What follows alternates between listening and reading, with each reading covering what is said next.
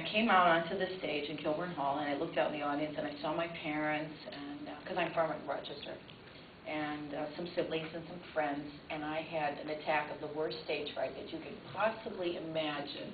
I white-knuckled that piano, and halfway through the aria, I thought, would anyone mind if I just crawled underneath the piano and off stage quietly? And in fact, my pianist, his side of it was that he wanted to stand up and just stop me and say, she can do this better, we'll come back. And,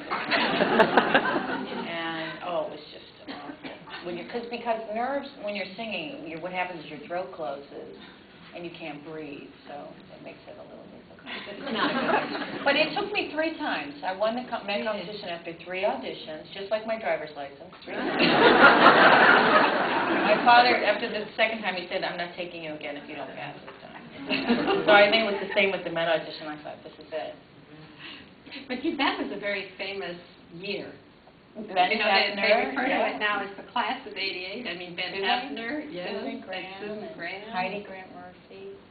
Yes. A lot of great people. Yeah. Yes, it was an amazing year. Well, it was 3 years between the auditions and the time you made your Met debut.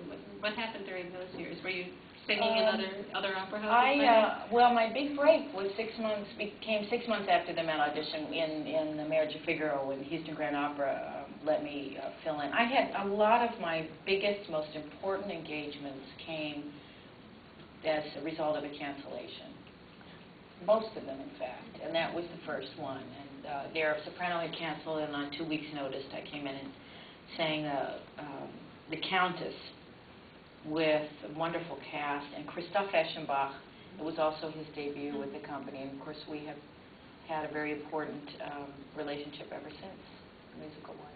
And